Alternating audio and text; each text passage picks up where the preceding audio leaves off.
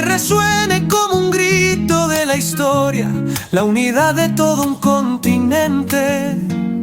La Pampa, el Mato Grosso, la Amazonas y sus ríos que suben la pendiente.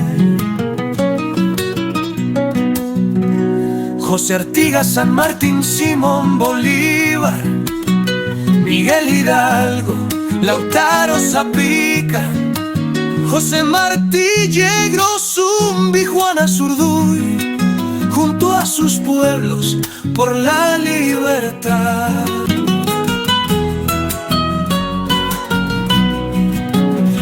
Hoy persiste la injusticia en los pueblos, la crueldad y la desigualdad.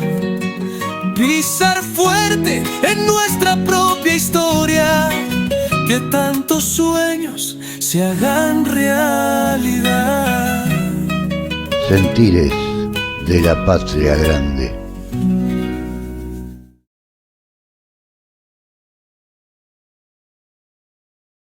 Bueno, el programa pasado habíamos empezado a explicar un poco las diferencias que había entre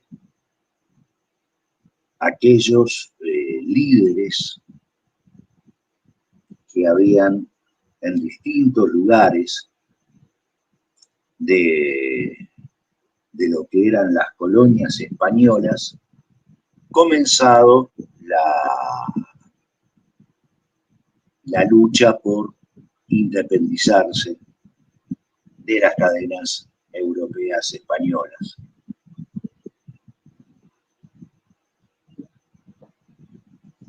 Y quizá un dato que hubo gente que no entendió, que fue que arrancamos por las fechas de fundaciones de las ciudades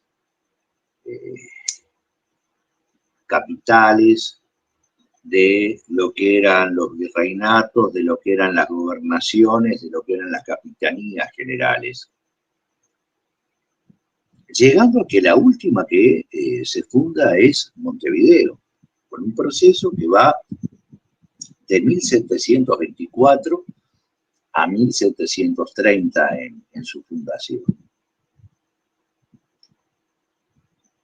Y que no es una fundación establecida como, bueno, es importante que tengamos una ciudad en esta bahía que tiene un cerro donde se puede poner artillería. No le daban pelota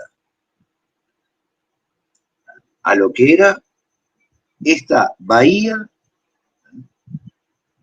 que era más importante como puerto que Buenos Aires. O sea, Buenos Aires necesitaba de un antepuerto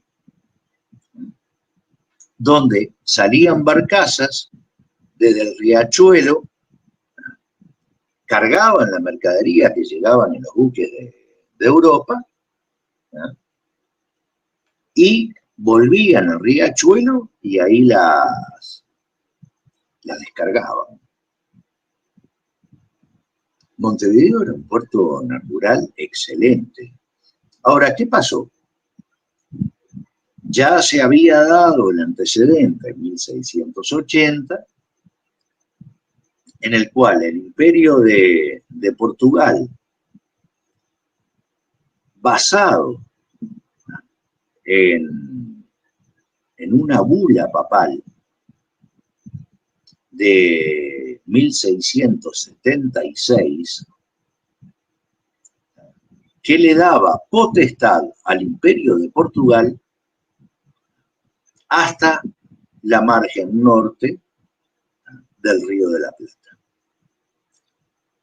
Basado en eso es que en 1680 fundan lo que es la colonia del Santísimo Sacramento, frente a Buenos Aires, o sea, lo que es hoy la ciudad de Colonia colonia del Sacramento.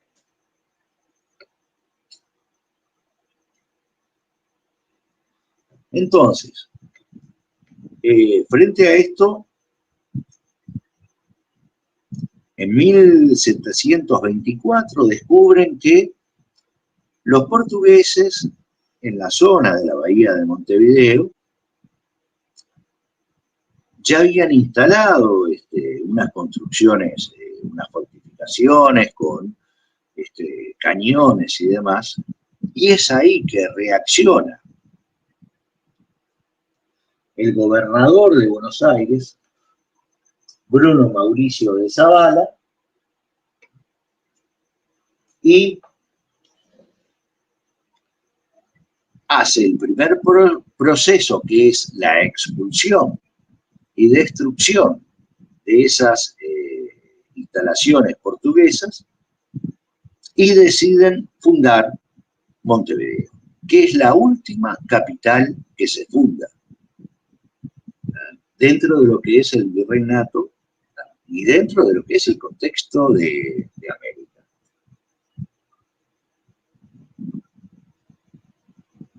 ¿Y por qué marcamos esto? De la última fundación, porque ya las otras ciudades tenían de 100, 200 años atrás, ya fundaciones, ya tenían gente. O sea, estamos hablando de la colonización española, de la conquista y la colonización española. Inclusive la portuguesa en lo que corresponde a Brasil. Entonces, ya habían familias que de algún modo habían sido agraciadas con prebendas por ser colonizadores, se les daban títulos, se les daban terrenos, se les daban minas, se les daban estancias, se les daban lugares para plantaciones grandes e importantes, como lo que puede ser el algodón, la caña de azúcar, el café, el cacao. Y ahí, o sea, tenemos cientos de años de ventaja de otras ciudades, de otras familias, de otros personajes que sí fueron acumulando riquezas y se fueron formando en una aristocracia.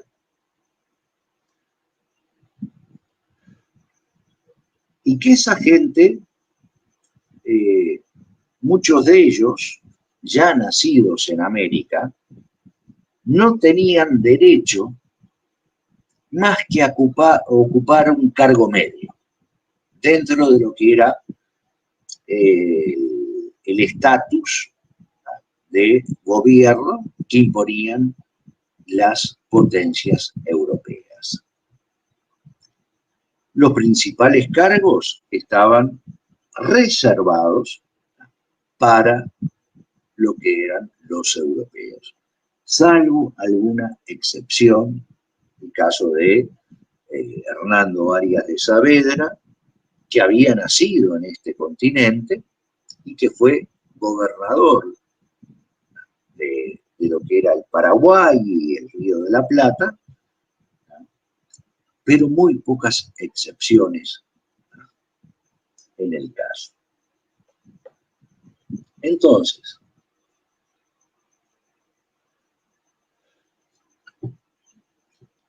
volvemos a lo que estábamos planteando en el principio. O sea, ¿por qué las fechas de fundaciones? ¿Por qué remarcar que Montevideo es una o la última capital de una banda que se funda en en lo que es el territorio este sudamericano.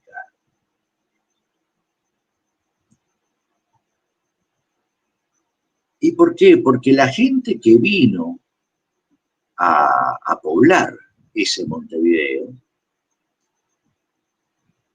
mayoritariamente eran pobladores que estaban en Buenos Aires, o sea, pobladores de medio pelo. No estamos hablando de duques, marqueses, condes, no, estamos hablando de pobladores que habían venido, ¿ah?, inmigrados desde Europa, huyendo del hambre de Europa, ¿ah?, a una América a tratar de hacerse la América. Y bueno, fundan a Montevideo con pobladores, ¿ah?, que estaban en Buenos Aires, pobladores que estaban en lo que es hoy por hoy La Plata, en Argentina, que tenían como destino poblar la Patagonia. Esta gente había venido de las Islas Canarias y que el gobernador de Buenos Aires, Bruno Mauricio de Zavala, resuelve que no vayan a la Patagonia, sino que se sumen a poblar Montevideo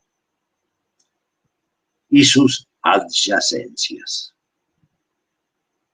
De ahí que estos canarios, que por ser canarios y no peninsulares, eran considerados de una categoría inferior,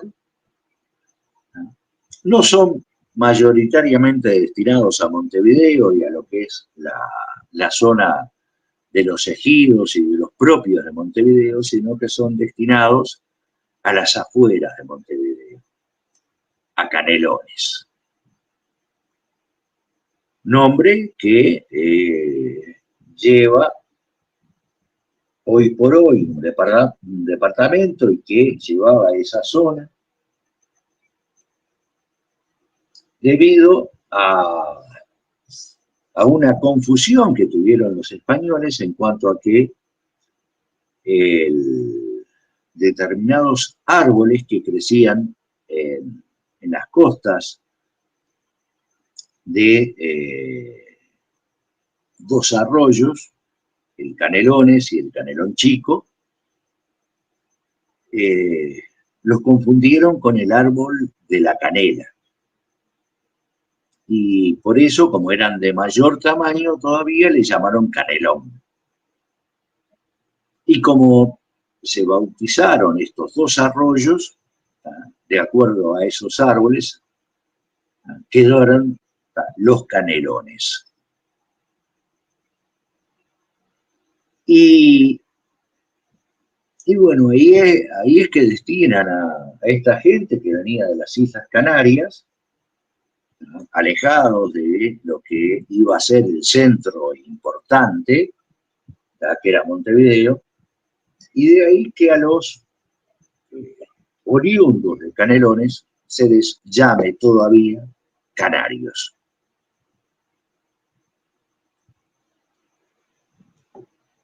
Volvemos a lo que es esta fundación de Montevideo.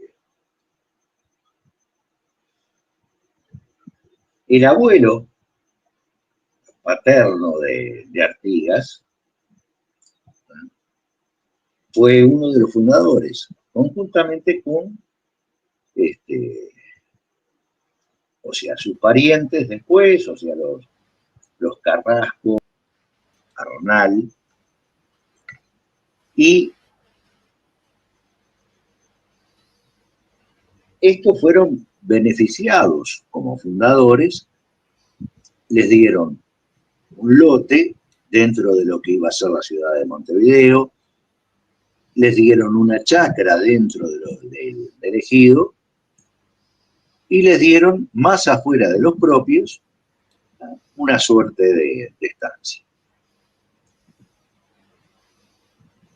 Esto quiere decir que la familia de Artigas,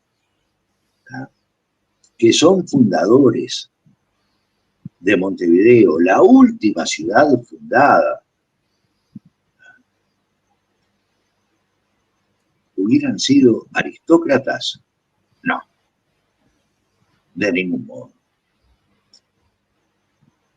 O sea, tenían que trabajar su tierra para que se les había dado, evidentemente, para tratar de tener un sustento.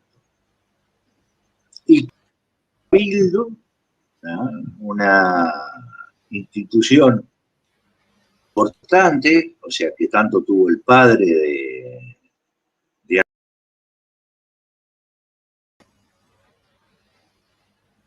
cargos de media instancia, o sea, no era algo... Néstor, Sí. no aparece tu imagen, se congeló y ahora no aparece. A mí me aparece, pero vamos a... ¿Ahora? No.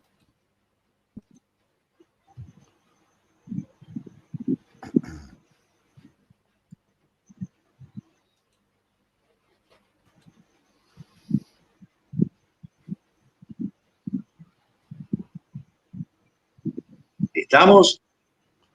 No aparece la imagen, la voz sí. Ahora sí, ahora sí. Bueno, bien. Seguimos entonces. Decía que la familia de José Gervasio Artigas, si bien fueron beneficiados, o sea, no eran una familia aristocrática de estas colonias americanas que venían de cientos de años. Cosa que marca una diferencia muy importante en lo que es, o en lo que respecta a otros líderes sudamericanos.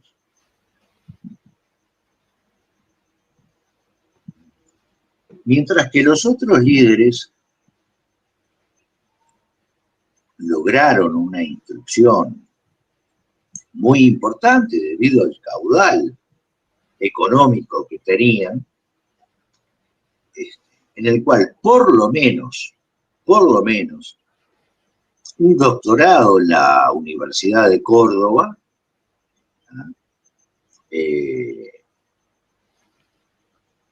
pero la mayoría, bueno, en Lima, estudiando, yendo a Europa a estudiar, y Artigas hizo 2 años con los franciscanos, donde se puede decir que aprendió a leer, a escribir y una aritmética elemental en esos 2 años. Y esto marca una gran diferencia. Y bueno, llega el periodo de lo que fue el movimiento juntista de 1810, donde, como dije en programas anteriores, lo que se da en esta América a través de estos movimientos juntistas son cabildazos. O sea, son golpes de Estado que los cabildos dan al gobierno, que tenía figuras peninsulares españolas, y esos cabildos a los cuales sí podían asumir los criollos,